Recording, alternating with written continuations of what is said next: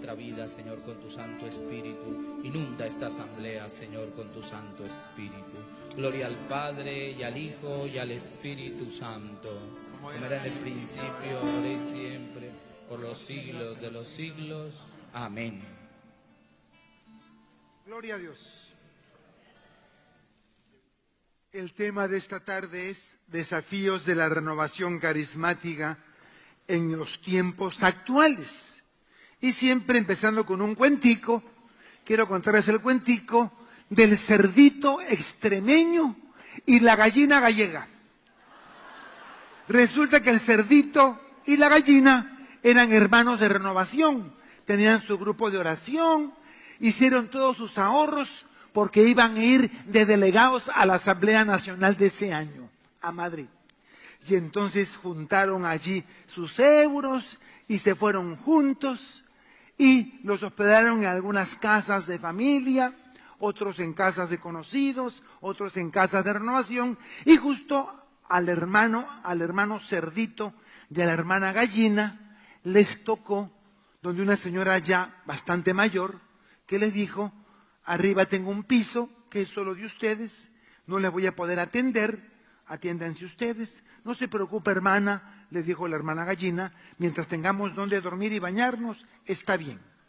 Y entonces ese día se levantaron temprano porque empezaba la asamblea, pero les tocaba salir a desayunar por fuera. Entonces el hermano cerdito y la hermana gallina van a buscar, como dicen en Colombia, un desayunadero, un lugar donde desayunar. Y entonces llegan a un lugar, se sientan y preguntan: ¿qué tienen para desayunar? Y le dice el mesero: bueno, tenemos huevos revueltos con tocino.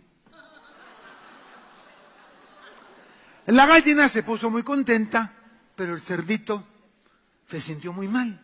Diciendo: hermana gallina, vamos para otro lado. Se pararon, buscaron otro lugar donde desayunar, entraron, se sentaron. ¿Qué tienen para desayunar? Y le dicen: tenemos huevos fritos con chuleta de cerdo. La gallina se alegró, pero el hermano cerdito: vámonos, hermana, para otro lado. Llegaron a otro lado. ¿Qué tienen para desayunar? Tenemos huevos tibios con chicharrones de cerdo. La gallina se puso muy contenta, pero el cerdito no. Al final se tomaron un juguito por allí, un café, y ya iban llegando hacia el auditorio, cuando de repente la hermana gallina, que estaba más crecida, había sido servidora, coordinadora de toda la Galicia, entonces decide exhortar al hermano cerdito extremeño. Y le dice: mire, hermano, yo creo que es bueno que enfrentemos las cosas. Estoy convencido que tanto su especie como la mía estamos colaborando en la alimentación del ser humano, que es imagen y semejanza de Dios. Usted no debería ponerse triste por compartir con su especie y la mía, compartamos y hagamos que el ser humano, que es imagen y semejanza de Dios, pueda nutrirse y alimentarse. Y se voltea el hermano cerdito y le dice: mire, hermana gallina, para usted poner un huevo es colaborar. Para mí, dar tocino, chuleta o chicharrón es dar la vida. Moraleja: el Señor no te pide tu huevito, sino tu chicharrón. El Señor no quiere colaboradores con la renovación. El Señor quiere comprometidos con la renovación y con su iglesia. El Señor no quiere simplemente que colabores. Yo quiero contarte un gesto que a mí me llamó mucho la atención cuando leía la biografía de la Beata Teresa de Calcuta. La Beata Teresa recibía de muchas gentes nobles de Europa buenas donaciones anuales. Pero después de recibir durante un cierto tiempo esas donaciones, la Madre Teresa le mandaba una carta a esta duquesa, a esta condesa, y le decía: mire, señora condesa, le agradecemos mucho su generosa contribución anual para nuestra obra, pero para este año, en sus vacaciones estivales, queremos no que nos envíe los 5.000 o 10.000 euros que nos manda al año, sino la queremos a usted. Véngase usted de voluntaria durante un mes, o si quiere durante 15 días. Véngase de voluntaria. Y entonces muchas de estas gentes importantes en su té de amigas, ¡ay, que la Madre Teresa me invitó a Calcuta, que me voy de voluntaria y no sé qué más! Y entonces, cuando llegaban allá, por supuesto, no había hotel de 5 estrellas. Era en la misma casa de las hermanitas. No era un cuarto con baño propio. Era una celdita muy sencilla, con una camita y una colchoneta, apenas de esas de espuma, y ya. Nada de aire acondicionado, apenas a ella, porque era mecenas de la comunidad, un ventilador que no era muy silencioso, que digamos. Y el baño era común con el resto de las hermanas. Pero estaban muchas de esta gente colaboradora, iba con mucha alegría a su tiempo de misión. Y después de un desayuno frugal y de la misa, llegaban allí al ancianato, al hospital, le decía, bueno, usted atienda y limpie a ese señor de 78 años que es inválido. Y limpiarlo era cambiarle los pañales y hacerle todo el aseo y todas las demás. Ahí no importaba si era condesa, si era duquesa o si era gallina gallega. Allí lo que realmente importaba era el servicio que prestaba. Cuenta este historiador de la Madre Teresa que muchas de estas señoras al segundo o tercer día inventaban una emergencia en su país de origen. Le salió un orzuelo a mi abuelita en el dedo gordo y entonces se viajaba inmediatamente y muchas de ellas no terminaban la misión. El mensaje de la Madre Teresa era: su colaboración es muy buena, pero más que su colaboración, la queremos a usted. No queremos a su plata ayudándonos, la queremos a usted ayudándonos. Muchas de ellas, cuando regresaban, duplicaban la ofrenda. Aunque estoy convencido que esa no era la estrategia de la Madre Teresa, pero lo importante es que diferenciemos entre lo que es colaborar con la Iglesia, colaborar con la renovación y lo que es comprometernos con ellas. El Señor no quiere más huevitos en la renovación. El Señor quiere chicharrón, tocino y chuleta. ¿Estás dispuesta a darla? Bienvenido. Si no, la puerta está abierta. Bien.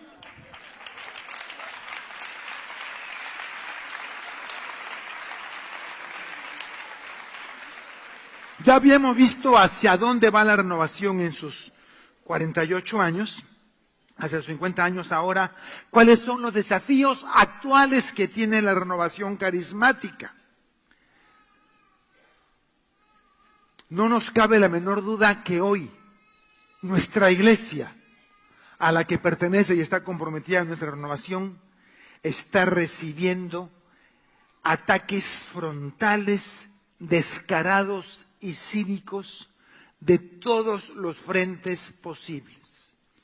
Cuando uno escucha a Pablo en 2 Timoteo 3, del 1 al 7, parecería que estuviera escribiendo para nosotros, católicos españoles del siglo XXI. 2 Timoteo 3, del 1 al 7. Ten presente, escribe Pablo a Timoteo, que en los últimos días sobrevendrán momentos difíciles. Uy, adivinó. Los hombres serán egoístas, avaros, fanfarrones, soberbios, difamadores, rebeldes a los padres, ingratos, irreligiosos, desnaturalizados, implacables, calumniadores, disolutos, despiadados, enemigos del bien, traidores, temerarios, infatuados, más amante de los placeres que de Dios, que teniendo la apariencia de piedad, reniegan de su eficacia. Guárdate también de ellos. A estos pertenecen esos que se introducen en las casas y conquistan a mujerzuelas cargadas de pecados y agitadas por toda clase de pasiones, que siempre están aprendiendo y no son capaces de llegar al pleno conocimiento de la verdad. Uno no es capaz de diferenciar si se refiere al siglo I de nuestra era cristiana o a nuestra realidad en el día de hoy, porque cada una de estas situaciones descriptivas que nos presenta San Pablo la vivimos en el día de hoy. Hoy nos encontramos con gente egoísta, soberbia, difamadora, rebeldes, irreligiosos, desnaturalizados, implacables. Parecerían ser que las cosas no han cambiado. Sin embargo, ante este panorama tenemos no solamente que estar despiertos y estar alertas, sino tenemos que estar preparados. La única manera para vencer estos ataques es conociendo a nuestros enemigos. En muchos países, la mejor manera que han tenido la policía, las autoridades, para desbaratar bandas criminales, cárteles o grupos extremistas ha sido conociéndolos. Mientras mejor conozcas a tu enemigo, qué dicen, qué piensan, qué creen, cuál es su modus operandi, será mucho más fácil para ti poder contenerlos, poder confrontarlos y, si es posible, poder vencerlos. Yo recuerdo cómo cuando yo era muchacho sufrimos en la década de los 80 y primeros años de los 90 la guerra implacable y fratricida de este grupo extremista llamado Sendero Luminoso, que ponía bombas, bajaba torres y mataba y destruía todo a su paso. Cuando cambió la estrategia del servicio de inteligencia y decidieron conocerlos, infiltrarlos, entonces pudieron por fin capturarlos y pudieron por fin desarmarlos y destruirlos. Por lo tanto, conocer al enemigo es necesario para poder confrontarlo. A continuación, veremos 7 enemigos que como iglesia y renovación carismática nos toca conocer y enfrentar. El primero de los enemigos, el posmodernismo que vivimos en nuestra cultura light. Entonces, ¿cuál es el primer enemigo? El posmodernismo, caracterizado por su permisividad y superficialidad y por el rechazo a los compromisos permanentes. Si uno mira la propaganda comercial y de mercadotecnia que tiene la sociedad light, vamos a descubrir un perfil muy interesante. ¿Qué nos ofrece hoy el mundo de las mercancías? Hoy nos ofrecen cerveza sin alcohol, café sin cafeína, azúcar sin calorías, leche sin lactosa, tabaco sin nicotina, mantequilla sin colesterol ni grasas trans. ¿Qué mensaje se esconde detrás de esta campaña de mercadeo? ¿Qué antivalores promueve? ¿Qué significa que tomes una cerveza sin alcohol? O que endulces con azúcar que no tiene calorías, o que tomes leche sin lactosa. ¿Qué se esconde detrás de todo esto? Se esconden algunos antivalores muy interesantes. Primero, lo verdaderamente importante no es lo que eres, sino la apariencia. Que parezca leche, pero que no tenga lactosa. Que parezca pan, pero que no tenga gluten. Que parezca café, pero que no tenga cafeína. Entonces, lo que importa es lo que parece, no lo que se es. No importa lo que eres, sino lo que la gente cree que eres. Están creando hombres y mujeres sin valores reales y sin contenidos, entregados más bien a la superficialidad y a la banalidad. Prima lo individual sobre lo colectivo. Es interesante ver cómo a mí me preocupa en este mundo tecnológico. Me preocupa tremendamente, por ejemplo, que unos papás le compren a un niño de 10 años que jamás anda solo un celular. Si un niño de 10 años no anda solo, sino anda siempre con alguien, ¿para qué le compras un celular? Muchas veces no es porque el niño lo esté necesitando, sino porque en el colegio que está, en el círculo en donde se mueve el peladito, el chaval, el niño, entonces los papás compiten para ver quién le da el mejor celular a su hijo. ¿Qué mensaje le estás dando a tus hijos? Que las personas valen más por lo que tienen que lo que realmente son. A veces sin querer, aunque nos llamamos católicos y cristianos, nos estamos dejar arrastrar por esta sociedad consumista que tanto está denunciando el Papa Francisco en su última encíclica que salió hace unos días, la Laudato Si, que espero que la consigan y la compran.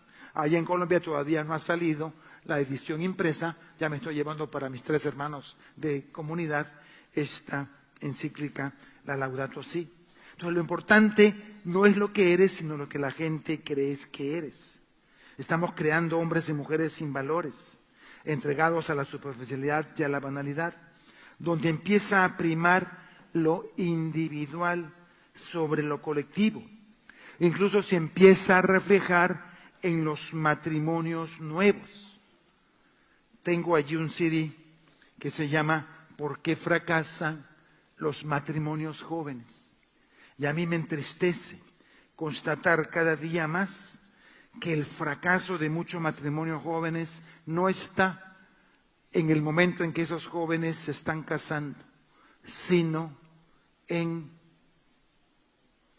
la situación a la que sus padres los han colocado antes del matrimonio. Un hijo sobreprotegido, que siempre se le dio todo, que nunca se le exigió nada. Un único hijo, una única sobreprotegida, que los papás le dieron todo e hicieron todo lo posible por evitarle el sufrimiento. Yo no sé en qué parte de los derechos humanos, de la Biblia, del magisterio de la Iglesia, dice que el sufrimiento es malo. Y sin embargo hacemos todo lo posible por evitarles el sufrimiento a nuestros hijos. Y les estamos impidiendo que sean capaces de descubrir la escuela de fortaleza, la escuela que significa pasar por el dolor. Al evitarles el dolor, les estamos volviendo irresponsables. Porque si tú haces las cosas que tiene que hacer tu hijo, por sobreprotegerlo, le estás enseñando a ser irresponsable. Siempre hay alguien que haga lo que me toca hacer a mí, pues después tendrá que ser mi mujer, o mi marido, o mis suegros, los que se encarguen de hacer lo que me toca hacer a mí. A los que tienen chavales pequeñitos, hijos pequeñitos, pilas, donde se me escapó Oscar, los que tienen hijos pequeñitos, yo siempre les digo, les doy una prueba, un test, para que se autoevalúen y puedan descubrir si son padres sobreprotectores o no. De repente ustedes ya no tienen hijos, pero tienen nietos pequeños. Pues dile a tus hijos que se evalúen con este test. Cuando el niño de 4, 5, 6 años va a jugar, saca sus juguetes, sus carritos, sus muñecas del baúl de los juguetes, de la caja de las muñecas y juega en la sala, porque ahora los pisos son cada vez más pequeñitos. Entonces el único lugar amplio es la sala comedor. Entonces ahí voltean su caja de los juguetes. La pregunta del millón es, y no me respondan por favor que no quiero exponerlos a vergüenza pública. La pregunta del millón es, cuando tu niño, tu hijo, tu nieto saca su caja de juguetes a jugar, cuando termine el juego, la pregunta es, ¿quién recoge los juguetes, los pone en su caja y los lleva a su rincón? Si es el niño el que lo hace, no te he dicho absolutamente nada y estás empezando a formar ya a sus cortos 3 o 4 años a una persona responsable de sus actos. Pero si es la vieja o la abuela la que le está haciendo las cosas, ya estás empezando a formar un irresponsable y lo posiblemente un fracasado en su matrimonio. Dirán que puede ser demasiado temerario lo que estoy diciendo, pero desde allí se empieza. Hay que enseñarles, por más pequeñitos que sean, a que sean responsables. La gran tragedia de nuestro mundo, la gran tragedia de nuestras familias españolas, es que hemos pasado de familias de muchos hijos, 5 hijos, 7 hijos, 12 hijos, a familias de 1 o 2 o de ninguno. Y entonces, mientras menos hijos tenemos, yo les pregunto en el curso prematrimonial a las parejas, ¿cuántos hijos quieren tener? Y me dicen 1 o 2. Yo digo, ¿por qué no tienen 7? porque no tienen 12 o 15. Esas son familias muy sanas. Las familias numerosas entregan a la sociedad hombres y mujeres mejores preparados y capaces de construir familias funcionales. Yo me encuentro con los que me dicen: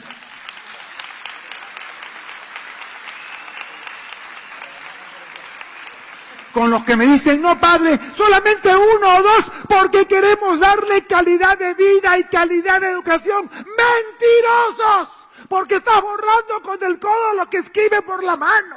Porque lo que haces es darle de todo, y al darle de todo lo vuelves sobreprotegido e irresponsable. Cuando hay muchos hijos, hay competencia.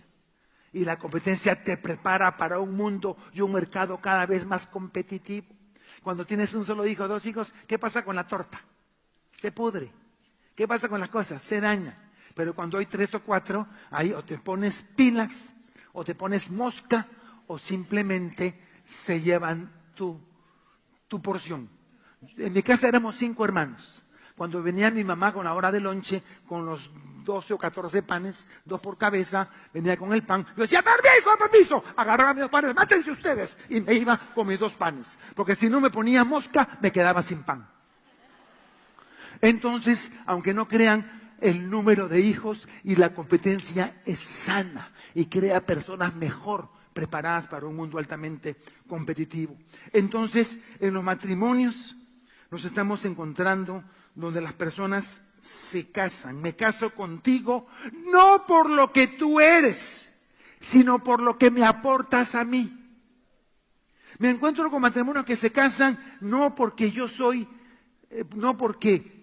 la persona que te voy a amar hasta el extremo, sino porque tú eres la persona que va a cubrir ciertas necesidades de mi vida.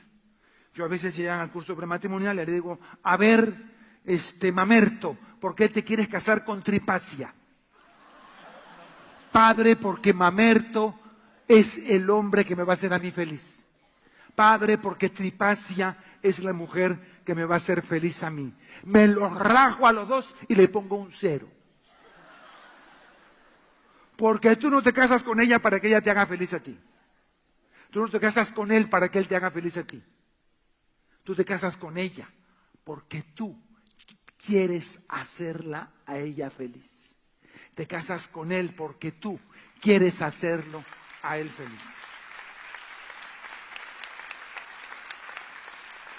Es imposible en esta sociedad light, en esta cultura light, encontrar esa capacidad de donación, de oblatividad y de sacrificio. Me entristece ver en los matrimonios modernos como en la primera crisis matrimonial ya se están divorciando. El divorcio debe ser la última alternativa. Cuando se gastaron todas las probabilidades, cuando se recurrió a todos los elementos posibles para tratar de salvar ese matrimonio. Y si a pesar de eso el matrimonio, como decía el Papa Francisco hace poco, está herido y dañado, y la convivencia hará que otros sufran, hay matrimonios en los que toca decir: es mejor que se separen. Pero eso debe ser la última alternativa. He llegado a Barranquilla de párroco, una parroquia de estatus alto, y me estoy escandalizado de la gran cantidad de jóvenes divorciados que me encuentro. La gran mayoría hijos únicos de 1 o de 2 hijos. ¿Y porque están divorciados? ¿Qué pasó? ¿Cuántos años tienes? 31. Y soltera, casada, no, padre, divorciada. ¿Qué pasó? No, a los 2 años me divorcié. ¿Por qué? Porque me sacó la vuelta. Me sacó la vuelta y me puso los cuernos. Entonces, eso sí entienden, ¿no? Bien. Entonces, por eso me divorcié. Para el divorcio civil, no conozco las leyes españolas, pero creo que para el divorcio civil la infidelidad es causal de divorcio. Pero para el matrimonio católico, el divorcio se cura con perdón y con arrepentimiento y con misericordia y con una nueva oportunidad. Hay que gastar todos los recursos a tener que llegar. Pero un hijo, una hija sobreprotegida, lo primero que hace es irse a la paz. Yo estaba indignado, un matrimonio que me tocó presidir. Era un matrimonio de estrato alto. Allí estaba la mamá del novio, con el novio, ahí adelante, se tocó la marcha nupcial, y ahí iba entrando la novia, y le iban cantando la marcha nupcial, ya se casó, ya se fregó, la la la la la la la la la, porque la que se casa es ella, a ti te tocaron la marcha nupcial, no a mí. Bueno, y entonces, mientras iba entrando la novia, la señora, la mamá del novio, le dijo, hijito, ya sabes que en la casa queda tu dormitorio para cuando estés cansado y quieras venir a descansar. Con todo respeto, ¿cansado de quién? De la pobre pendeja con la que se está casando. Es triste que en el mismo día del matrimonio la madre del novio le esté torpedeando el matrimonio a su propio hijo. En la casa te queda la pieza para cuando quieras venir a descansar. Si llamas a tu hijo, mamá, me voy a casar, qué bueno. ¿Y a dónde te vas a ir a vivir? ¿Qué? ¿La casa no es grande? No, señor. Te vas y tu cuarto desaparece. Pasa para tu hermano, o lo vuelvo costurero, o lo vuelvo taller de gimnasio, cualquier cosa, pero tu cuarto desaparece. El que ama a su hijo tiene que decirle, te vas, chao pescado, ahueca el ala y a formar tu propio nido.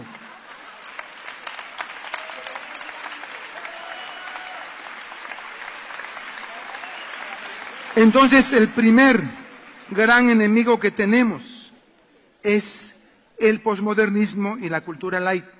El segundo gran enemigo, denunciado con fuerza por nuestros dos últimos pontífices, el relativismo moral.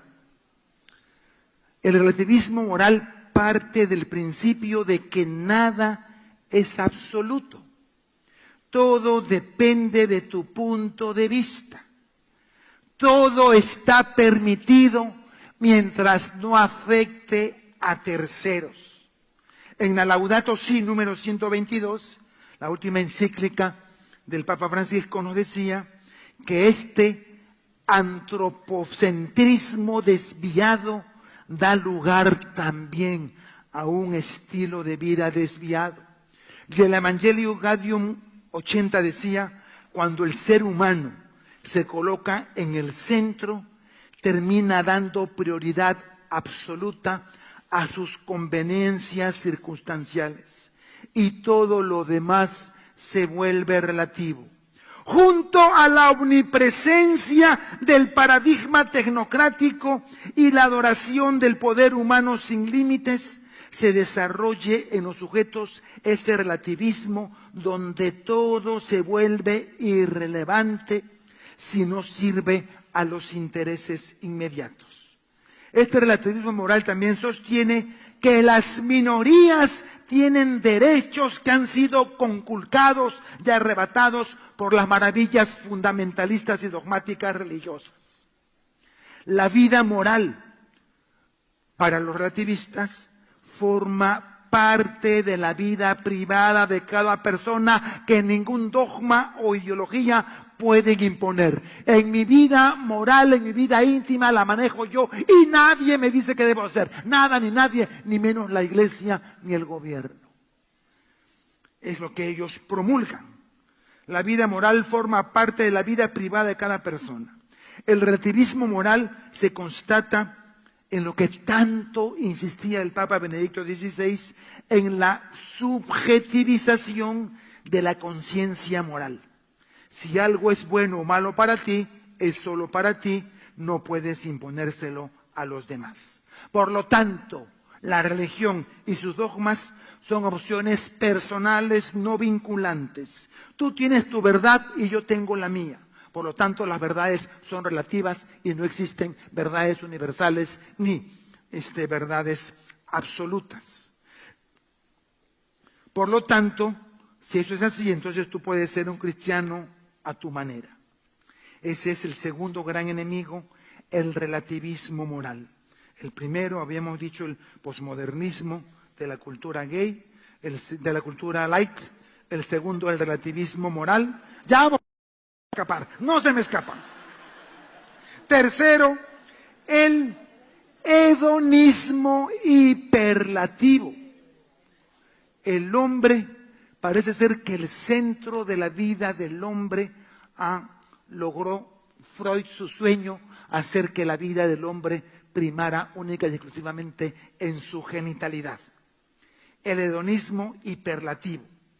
Lo fundamental en la vida, sostienen los hedonistas, es vivirla sin restricciones.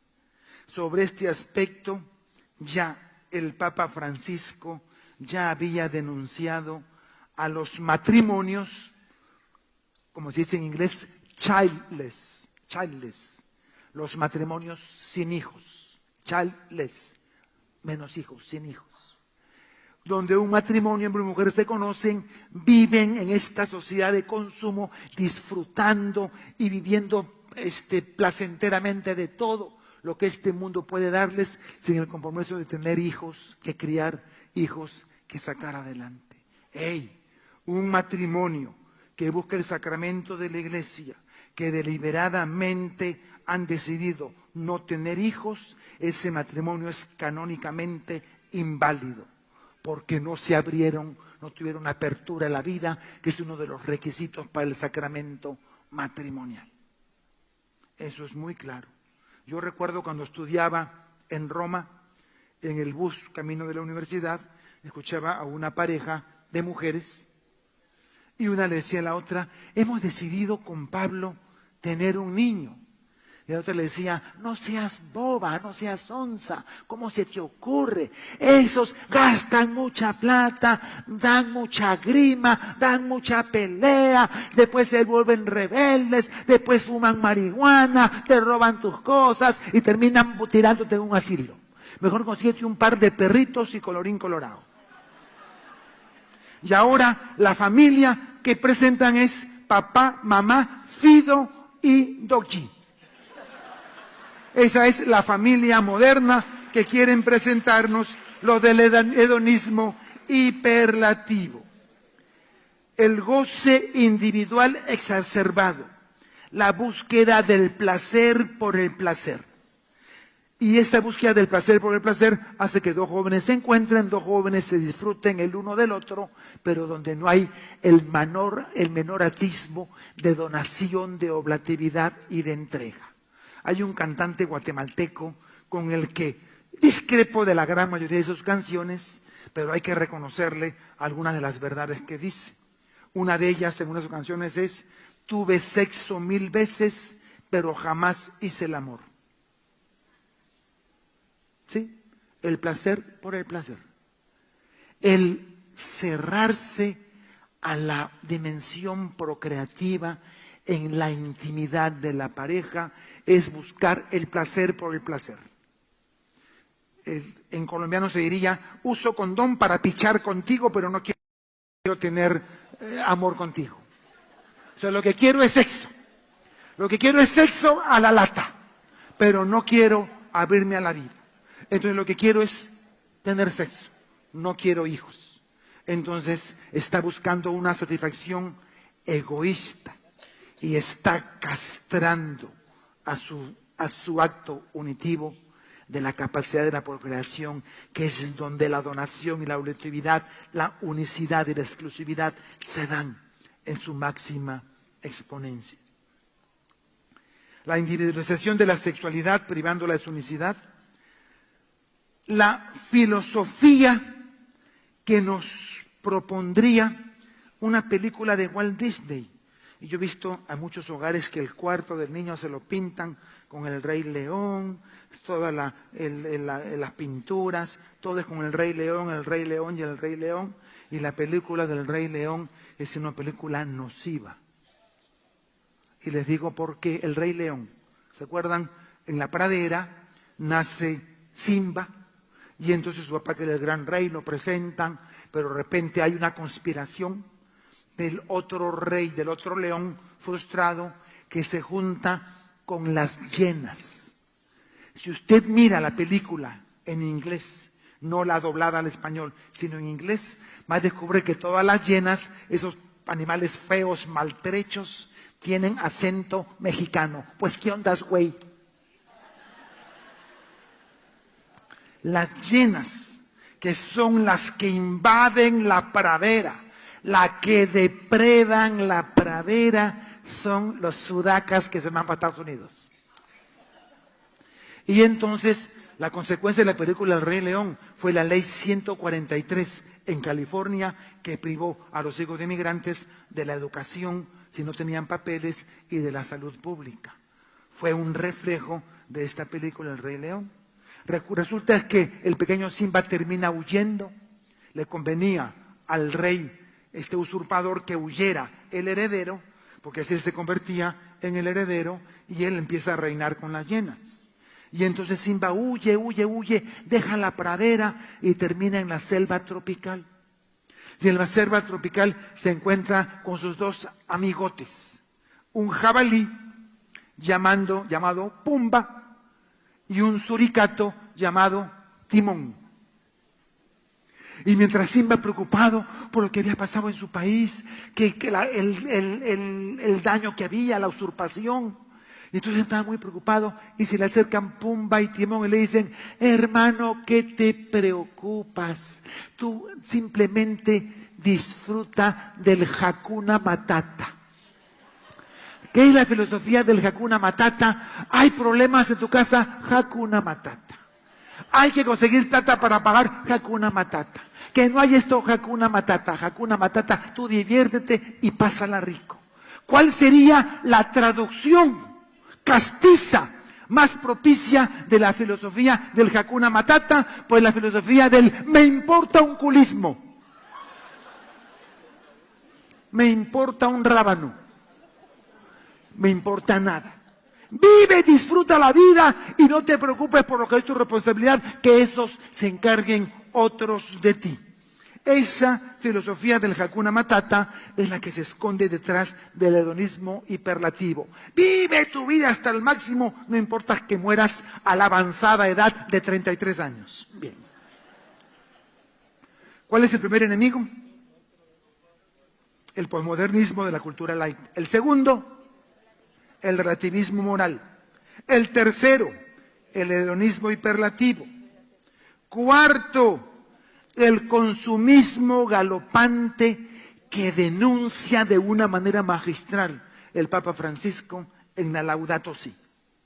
Este consumismo galopante nos lleva a acumular más y más cosas. Qué triste que nuestra cultura occidental y cristiana se haya convertido también en la cultura de la acumulación. Acumulamos. Vas por el campo, te encuentras con un árbol lleno de naranjas y si tienes un costal te llenas todas las naranjas, aunque se te pudran en la casa, aunque no te las puedas comer todas. El padre Carlos Valles, jesuita español, compañero del padre Anthony de Melo, que sirve allá en la India, contaba en alguna oportunidad que nos dio una conferencia para sacerdotes en Bogotá, que en la ciudad donde él vive, creo que es en el estado de Kerala, fue a celebrar una misa temprano en la mañana a la casa de las Hermanas de la Caridad, y que estaba en la parte detrás de un mercado público muy grande. Entonces el padre cruzaba el mercado, celebraba la misa, y cuando iba cruzando el mercado se encontró con una católica, una señora que vendía puestos allí, en su puestico, allí en la banqueta, en el andén, en la acera. Esta señora vendía las hierbas dentales. ¿Qué es eso? Pues les explico para los que no conocen la India. Yo no lo conocía hasta que escuché al padre Vallés. Resulta que para un indio, no los de América sino los de la India, para un indio los cepillos dentales son antihigiénicos. ¿Por qué? Porque un día, 2 días, una semana, hay algunos que tienen el cepillo medio año, 1 año por la crisis, se abre como una flor y ahí le siguen dando al cepillo lleno de bacterias y de un montón de cochinadas más, si lo miras al micrófono. Pues los indios son más saciados que nosotros que usamos cepillo de dientes. Ellos usan hierbas dentales. Es una hierbita, es una hierba fina, una hierba como la menta, como la hierba buena, que la masticas y su jugo te limpia. Te limpia, tiene ese efecto purificador. Te limpia todas las bacterias que hay y que después de haberlo masticado bien con su bagazo, Lo botas y es un cepillo dental biodegradable. Es una maravilla. Yo entonces, el padre Carlos iba pasando y la vio a la señora con sus ataditos de sus hierbas dentales. Entonces la saludó, se fue, celebró la misa y cuando regresó, eran como apenas las 10 de la mañana, 11 de la mañana y ya no le quedaba casi nada. Si el padre la vio y dijo, ¡wow! ¡Qué bien te ha ido! Alcanzas a ir a tu tierrita y traerte otro bulto más. Y le dice la señora, ¿y para qué? Pues para qué venda más. ¿Para qué, padre? Ya tengo lo que mis matitas me pueden dar para el día de hoy, lo que mi tierrita me da para el día de hoy y lo que necesito para comer para el día de hoy. Nosotros sacamos el de mañana, el de pasado y del próximo mes. Pero porque tenemos esa maldita costumbre de acumular lo que no necesitamos. En la Navidad, en mi parroquia que es Pelucona, Gomela, Friquis, Jai, Fresa, en mi parroquia, cuando llega la Navidad, yo le digo a mis queridas filigresas, querida hermana, acérquese a su walk-in closet, porque no tienen ropero, a su walk-in closet, paséense, miren. Y si tienes en tu walk-in closet un vestido que no te pones hace más de 2 años, eres una ladrona. Si hace 2 años no te pones ese vestido, ¿para qué lo sigues guardando? Ay, padre, es un Pierre Cardin que me costó no sé cuántos cientos de euros, padre, pero lo que pasa es que yo subí de peso. Entonces, cuando baje 32 libras, me lo vuelvo a poner de nuevo. Con todo respeto, la única manera para que baje 32 libras es que te dé un cáncer de los berracos, para que te lo puedas poner. Así que mejor deshacete del vestido y quédate sana y deja de acumular lo que no necesitas. Abre tu ropero y fíjate qué ropa tienes allí que tiene más de 2 años colgada. ¿Cómo te puedes llamar cristiana, católica, servidora renovada, acumulando lo que no necesitas cuando hay gente que se muere de frío y tiene necesidad? Perdónenme.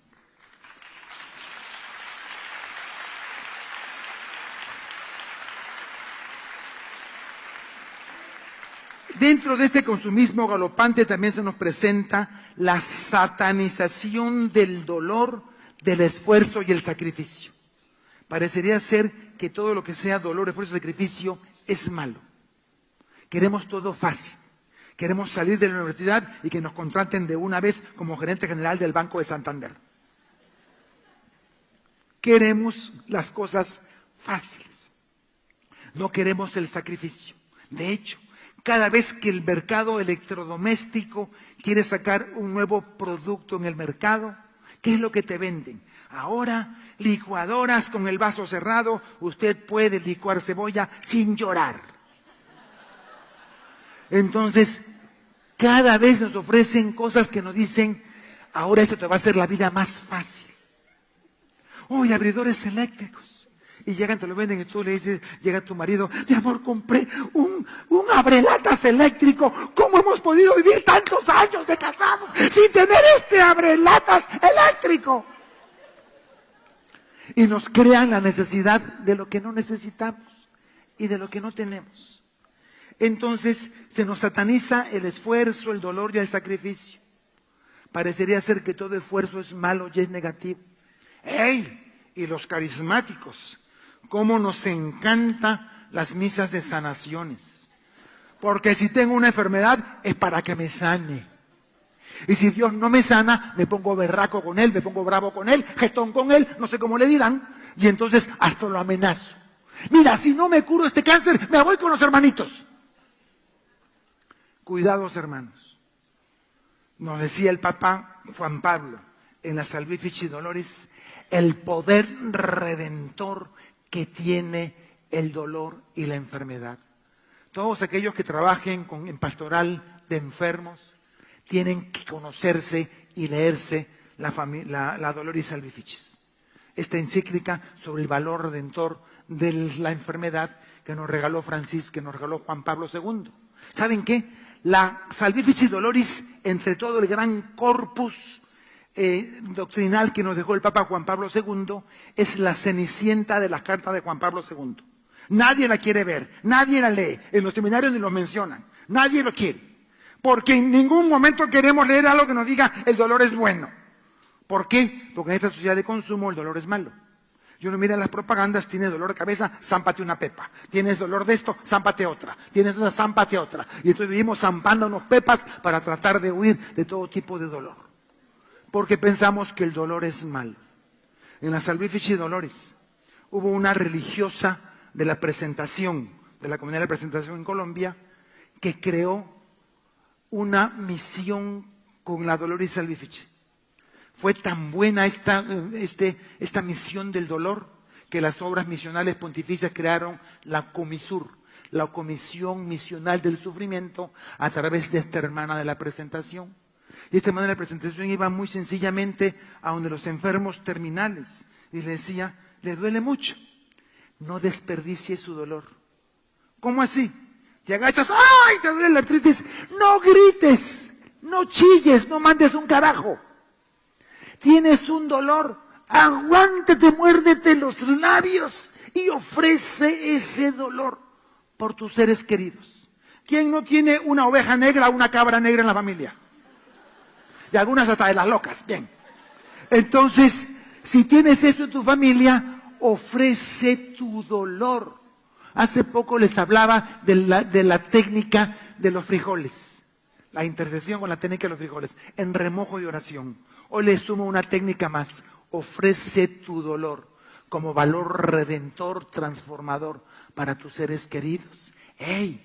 Nuestros grandes santos, nuestra Rosa de Lima, nuestra Santa Mariana de Jesús, nuestros grandes santos místicos, Teresa de Jesús, de los siglos XVI y XVII, hicieron de la ascesis y del sacrificio el medio de intercesión y santificación de la iglesia. Estaban sanas y se ponían cilicios, estaban bien y se infringían dolor para ofrecer ese dolor por la conversión del mundo. Si estando sanas se provocaban dolor para ofrecerlo, tú no tienes que hacerte dolor porque ya lo traes. Aprovecha lo que ya lo traes, no lo malgastes, no lo despilfarres. Utilízalo para una causa buena. Y todos tienen en su familia algo o alguien por quien orar y por quien interceder. Eso es lo que trabaja la comisura a través de la Salvifici Doloris. Ofrece tu dolor por algo bueno. ¿Te duele algo? Aguántalo. Señor, esto por el sinvergüenza mi marido. Ofrécelo.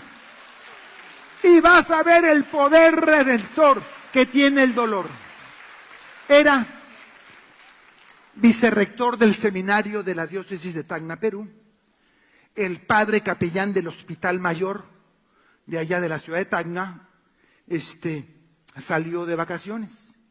Y como en el seminario éramos 5 sacerdotes, el obispo le pidió al padre rector que destinara a uno de los padres durante ese mes de julio para que vayan, celebraran una misa todos los días y diera la comunión, la unción a quien lo pidiera.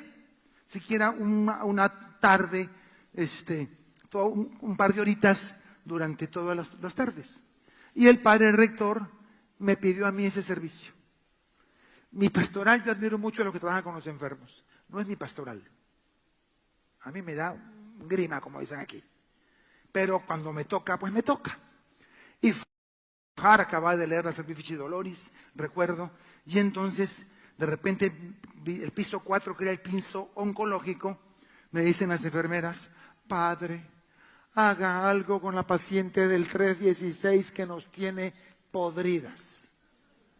Está con un cáncer terminal, grita, chilla, le estamos dando hidromorfona, que es más fuerte que la morfina, y sigue gritando y chillando.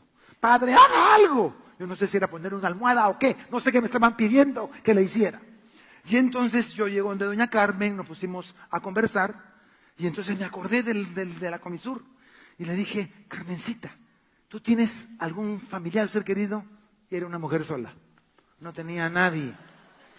Y entonces yo digo, pero ofrece, yo le decía, tienes una bomba atómica de intercesión en tu cuerpo, que es tu dolor.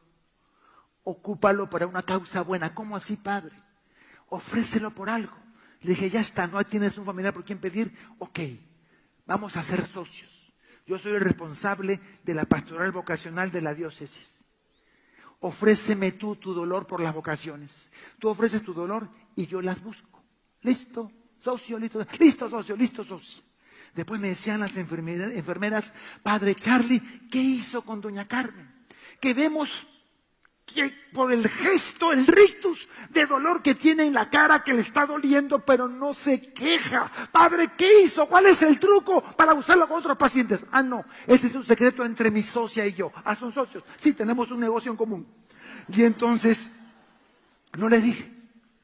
Cuando llegaba a darle la comunión, le decía, Carmencita, ¿cómo estás? Y me decía, Carmencita, Padre, me imagino que esos seminaristas deben estarse metiendo por las ventanas porque esto está jodido.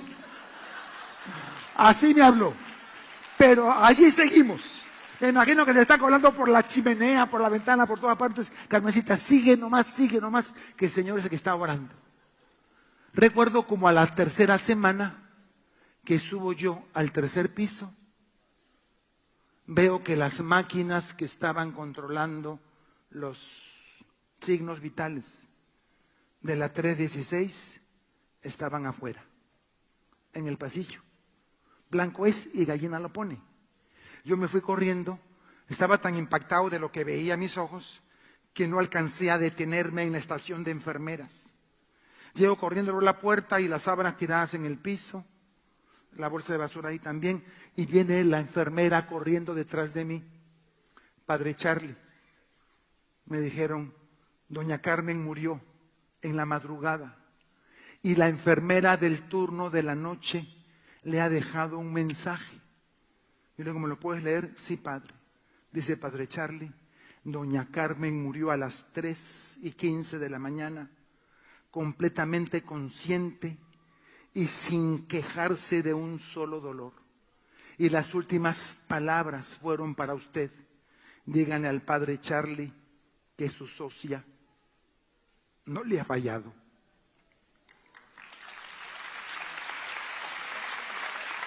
Todos los años entraban al seminario de Tacna, al propedéutico, entre 5 y 7 muchachos.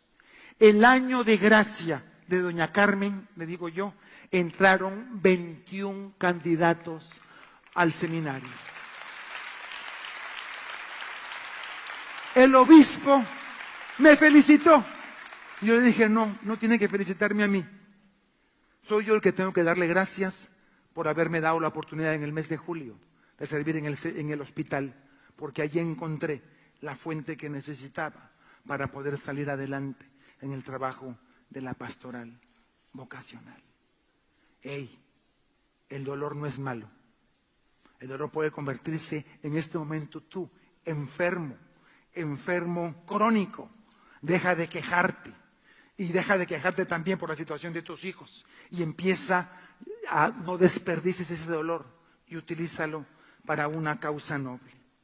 Las falsas dentro del consumismo galopante se presentan también dentro de algunos grupos de iglesia, e incluso Renovación Carismática Católica, y de nuevo meto el dedo de la llaga, ustedes me perdonarán, las falsas teologías de la prosperidad. Las famosas novenas de la prosperidad. Estamos en crisis, hagamos la novena de la prosperidad para tener harta lana y salir de pobre, salir de esta.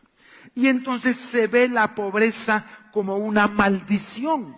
Eso viene de las iglesias de los hermanos esperados, separados, esperados. Que ellos nos venden que la pobreza es una maldición. Sí, claro. Entonces Francisco de Asís y Teresa de Calcuta eran un par de malditos. La pobreza no es una maldición, la miseria sí, la pobreza no. Puede ser pobre, pero con dignidad y con valores. Ser rico y ser miserable, hay muchos. Quinto enemigo, la subvaloración de la dignidad humana. El ser humano se convierte en un objeto para otros fines mezquinos. Nos decía Juan Pablo II en las Labores Exercens que el ser humano jamás puede ser un medio. el ser humano, por ser imagen y semejanza de Dios, es un fin en sí mismo, humane vitae y labor in exercens. Por lo tanto, nunca el ser humano podrá ser medio para otros fines, porque él en sí mismo es un fin. Me entristece ver la forma como usamos a las personas como medios. Hace poco, en mi cuenta de Twitter, @padrecharlie, con Y, colocaba la siguiente frase: Dios creó a las personas para ser amadas y las cosas para ser usadas. Las personas para ser amadas, las cosas para ser usadas. Traicionamos al Creador cuando amamos las cosas y usamos las personas. Las cosas hay que usarlas y a las personas amarlas. Pero amamos más el piso, amamos más el coche, amamos más nuestros bienes que a nuestros hijos, que a nuestro esposo, nuestra esposa, que a nuestros seres queridos. Las cosas se usan y las personas se aman. Qué triste que nos hayamos dejado seducir por esta falsa ideología y estemos amando las cosas y estemos subvalorando a los seres humanos. Esta subvaloración de la dignidad humana se vio fuertemente reflejada en la Colombia de los últimos años. Dos situaciones a mí me conmovieron mucho. Una, el ejército colombiano empezó a premiar a los militares con premios pecuniarios a los que lograban hacerle bajas a la guerrilla. Eso fue en la época del presidente anterior. Y entonces, muchos militares empezaron a presentar positivos. Un positivo era haber dado de baja a un guerrillero. Y entonces, ¿qué pasó? Como la cantidad que daban era buena lana, te podían dar 500 euros por un positivo. Entonces, ¿qué pasó? Algunos militares inescrupulosos lo vieron como una posibilidad de enriquecerse. Hubo todo un batallón que no era batallón beligerante, no era batallón que estaba en zona de guerrilla, era un batallón de ingenieros. Fue el que registró el mayor número de positivos dados en baja en combate.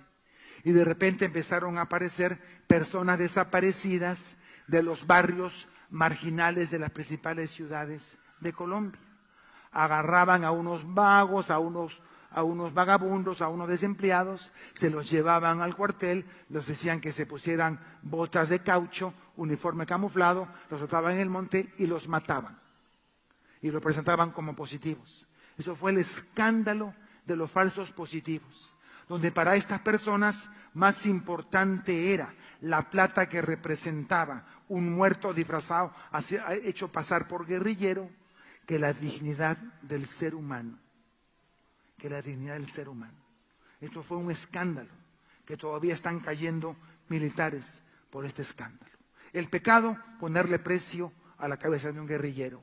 Y la tentación, disfrazar de guerrillero a cualquier persona marginal y así hacer de esto un medio lucrativo. La Universidad Libre, la Facultad de Medicina de la Universidad Libre de Barranquilla, presentó otro caso muy triste, en la que, porque necesitaban para los estudios de medicina trabajar con cadáveres, empezaron a dar buen precio por un muerto. Entonces, un muerto fresco, entonces te podían dar 200 euros por él. Y entonces empezaron a buscar desechables, personas marginales, vagos, homeless, personas sin hogar, los mataban y los vendían a cambio de $200. Qué triste ver que una persona valía más muerta que viva. Representaba para mí una mayor utilidad como cadáver que como una persona viva. Y lo que estalló la bomba, lo que hizo estallar el escándalo fue que la madre de un sacerdote de la arquidiócesis de Barranquilla, que sufría de Alzheimer, fue una de las que se perdió y terminó asesinada y vendida a la Facultad de Medicina de la Universidad Libre de Barranquilla, Colombia. De nuevo, qué triste que un ser humano valga más muerto que vivo. Esa es la subvaloración de la dignidad humana.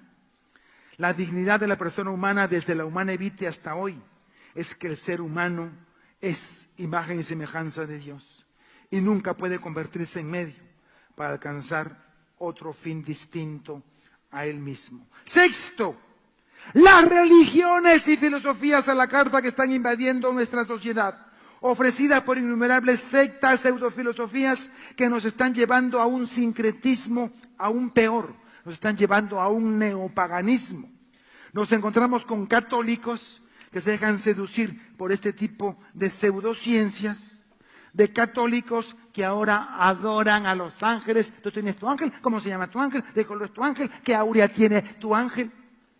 Y estamos volviendo de nuevo a lo que Pablo denunció en la iglesia de Colosas, la herejía de Colosas, que nos presenta la teología paulina en la carta a los colosenses, es la denuncia a este culto a los ángeles, a los que consideraban superiores que Jesucristo. Por eso es que en Filipenses se encarga mucho San Pablo de mostrarnos este texto de Filipenses 2, del 5 al 11, de la kenosis de Jesús. Se anonadó, tomó la forma de siervo, hecho semejante a los hombres, murió en una muerte y muerte de cruz, por lo cual Dios lo exaltó hasta lo sumo y le dio el nombre que está sobre todo nombre, para que ante el nombre de Jesús se doble toda rodilla, en los cielos los ángeles, en la tierra los seres humanos y en los abismos los espíritus inmundos, para que toda lengua confiese que Jesucristo es Señor, para gloria del Padre. Estas nuevas herejías están convirtiéndose en una plaga.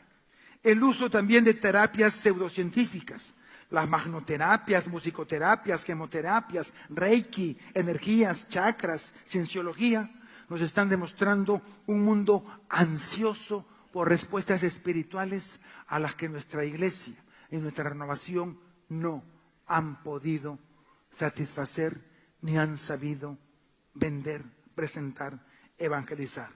Las apariciones de nuevos gurúes, de semidioses y neodioses, Sai Baba, o los Ratsas, los Ratsas de Jamaica, ellos tienen a Haile Selassie, el último emperador de Etiopía, como un dios, y a Bob Marley como su gran profeta.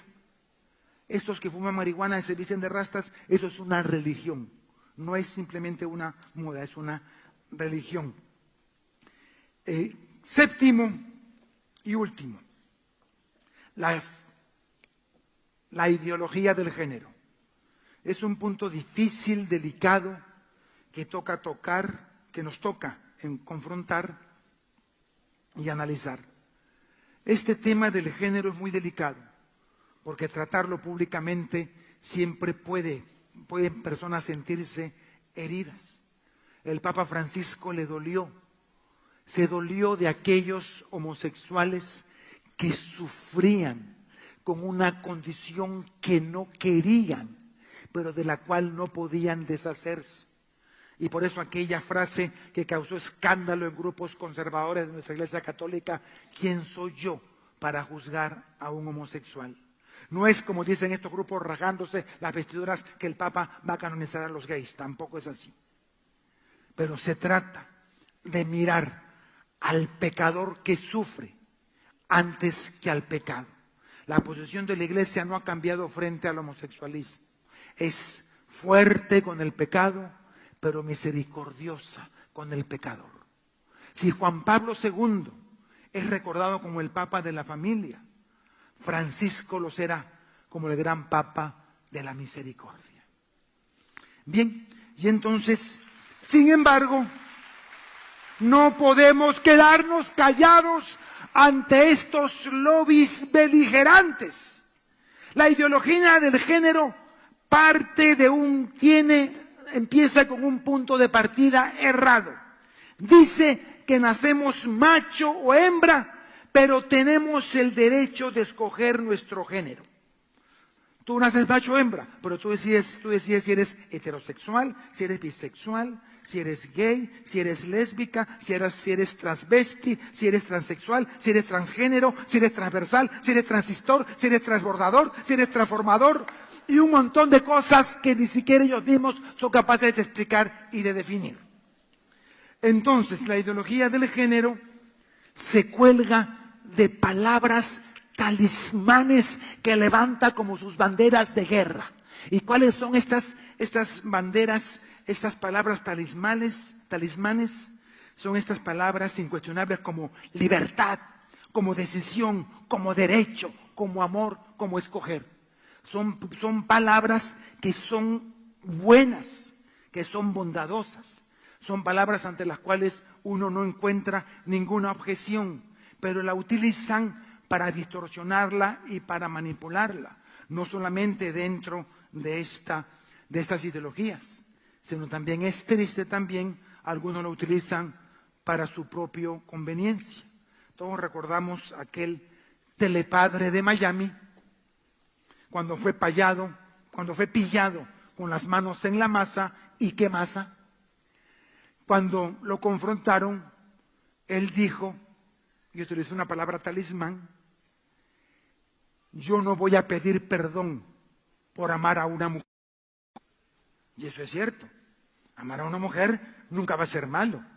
Amar a una mujer es bueno, es loable, es bondadoso, es divino.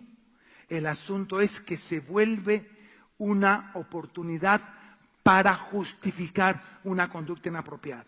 No tenía que pedir perdón por amar a una mujer, tenía que pedir perdón por haber traicionado sus votos, tenía que pedir perdón por el escándalo causado a su iglesia, tenía que pedir perdón por el daño moral causado a sus feligreses, tenía que pedir perdón por una gran infinidad de cosas, pero no por amar a una mujer, porque eso es bueno, loable y bendito. Amén. Bien.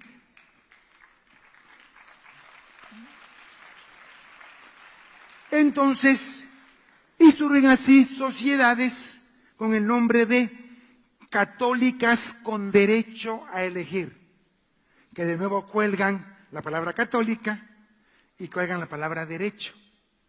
Ambas son buenas, católicas con derecho a elegir, pero eso es un eufemismo que de verdad deberíamos denominarlas como lo que realmente son, pseudocatólicas con derecho a matar, que sería su nombre verdadero.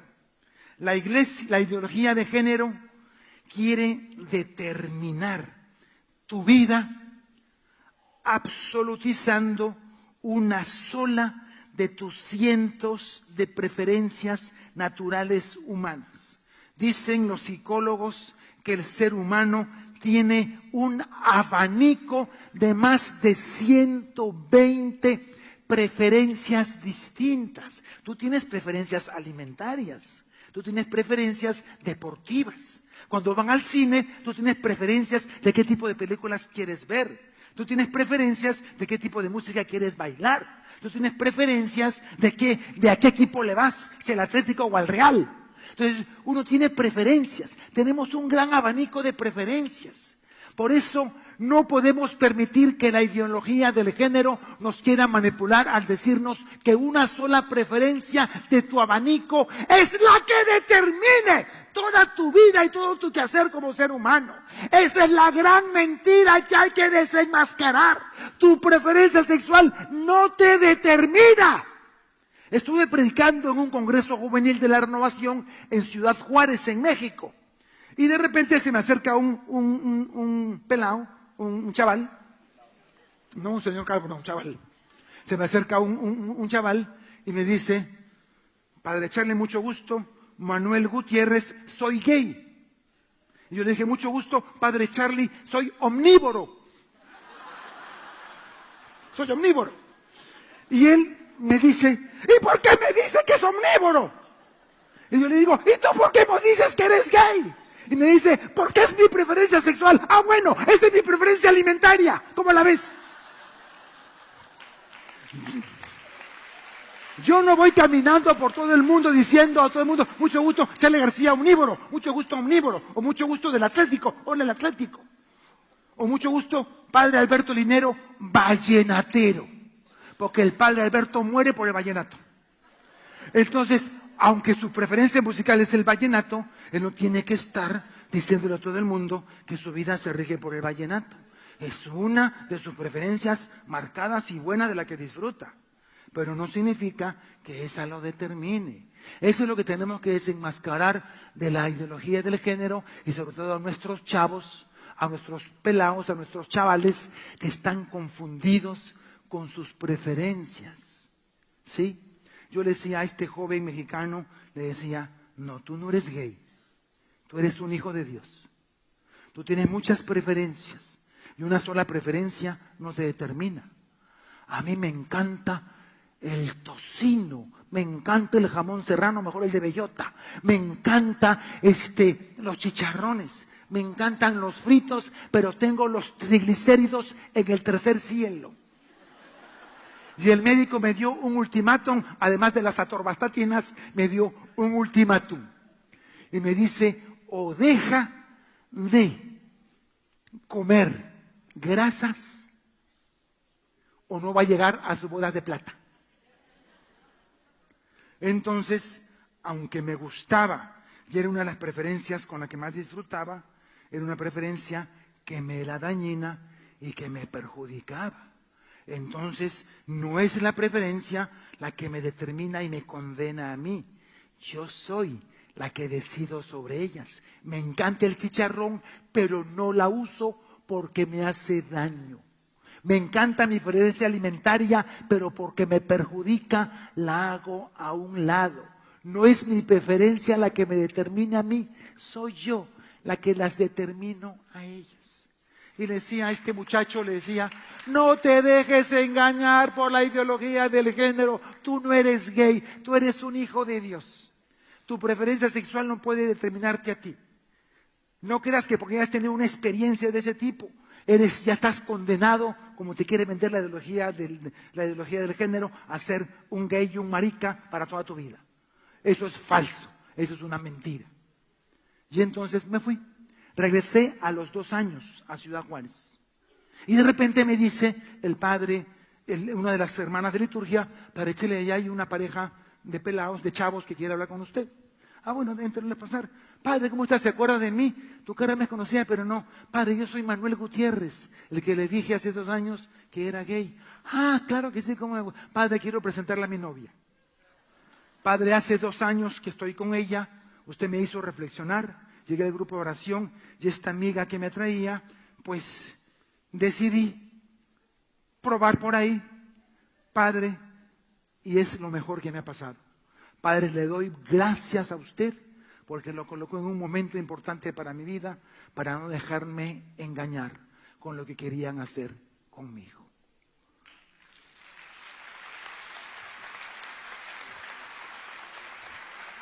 Ya termino. Tú, católico, no importa cuáles sean tus preferencias, tú, y fundamentalmente tú, determinas tus preferencias y no al revés. Si algo eres tú, eres un hijo de Dios. El resto no importa. Nuestro gran desafío, para terminar, necesitamos preservar el espíritu de novedad y gracia de la renovación carismática, ser una corriente de gracia para toda la iglesia. Estamos llamados a hacer levadura profética, una presencia carismática en la iglesia. Necesitamos un cambio de paradigmas en nuestra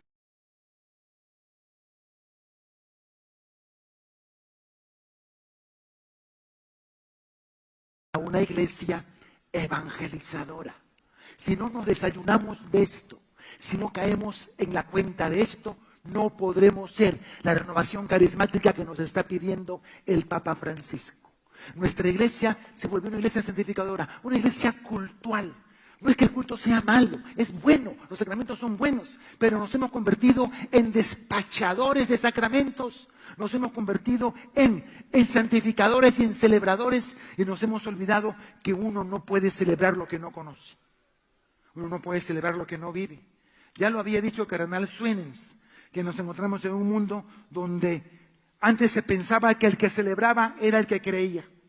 Hoy nos encontramos con gente que cree y no celebra, y gente que celebra y que no cree. en el curso prematrimonial de mi parroquia, 14 parejas que se iban a casar. Y yo les pregunto, a ver, ¿todos ustedes quieren casarse? Pero le dicen, sí, padre, bien. ¿Cuál es la razón por la que se quieren casar? Y todas coincidían para que Dios nos bendiga, la bendición de Dios, contar con la presencia de Dios en nuestro hogar y en nuestra familia. Y después le hago la pregunta peluda. ¿Cuántos de ustedes van a misa todos los domingos? ¿Saben cuántas parejas levantaron la mano? Ninguna. ¿Quiénes van 1 o 2 veces al mes? 2 o 3 parejas levantaron la mano tímidamente. ¿Cómo es posible que quieran que Dios esté en sus familias si ni siquiera van a misa? Perdónenme si esto lo vuelve a escandalizar. Le estamos dando las perlas a los cerdos. Y no lo digo yo, lo dice Jesús en el Evangelio.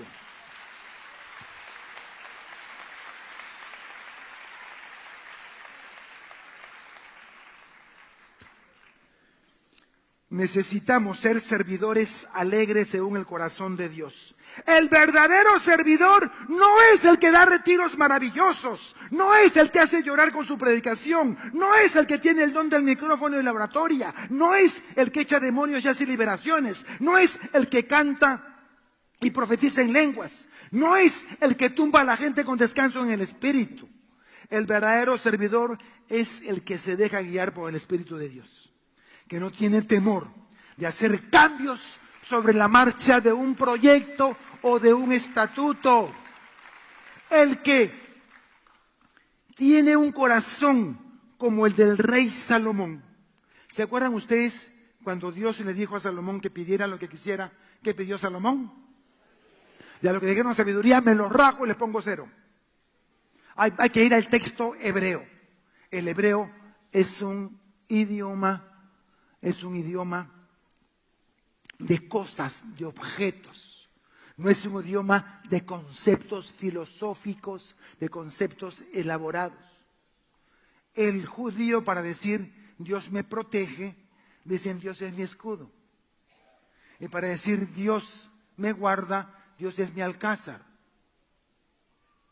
El judío, para decir sabiduría, dice un corazón que sepa escuchar a Dios. Lo que pidió literalmente Salomón no fue sabiduría.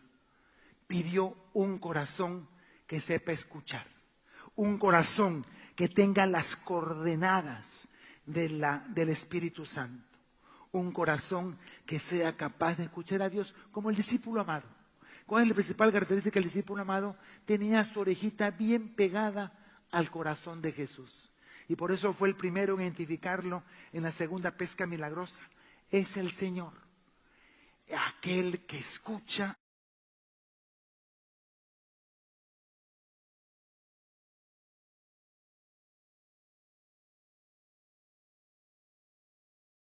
Denunciar. Y la tercera que nos falta, los profetas del siglo XXI. Decimos que el profeta es el que anuncia y denuncia. Y nos hemos olvidado del tercer elemento del profeta. Anuncia, denuncia y renuncia.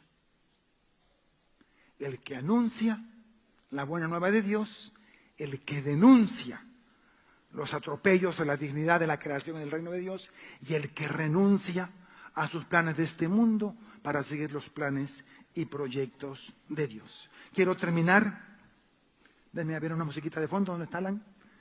Quiero terminar con Deuteronomio 30, 19 al 20.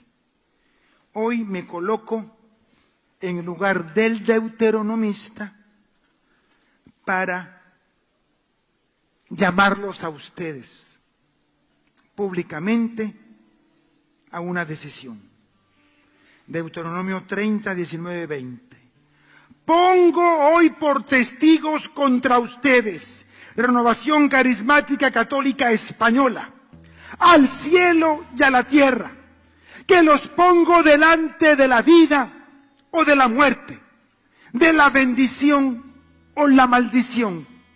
Escoge la vida para que vivas tú y tu descendencia, amando a Yahvé tu Dios, escuchando su voz, viviendo unido a Él, pues en ello está tu vida, así como la prolongación de tus días mientras habites en la tierra que Yahvé tu Dios juró darte a ti y a tus padres, Abraham, Isaac y Jacob. Palabra de Dios. A los cielos y a la tierra los llamo por testigo contra ustedes, que los he puesto delante de la vida y la muerte, la bendición y la maldición. Escoge pues la vida para que llevas tú y tu descendencia. Padre de amor, quiero alabarte, quiero bendecirte y glorificarte porque me has dado la oportunidad de poder ser de nuevo un instrumento inútil en tus manos. Padre de misericordia, ayúdanos a descubrir que no estamos aquí por elección o por gusto. Ayúdanos a comprender que no es suficiente que me guste la renovación y que colabore con ello. No quiero volver a seguir siendo en mi vida una gallina que colabora con tu iglesia. Señor, permíteme ser como ese cerdito extremeño que da su mejor jamón, que da su mejor pernil para tu gloria, para tu honra y tu alabanza. A ti sea el poder, el honor y la gloria por los siglos de los siglos. Muchas gracias.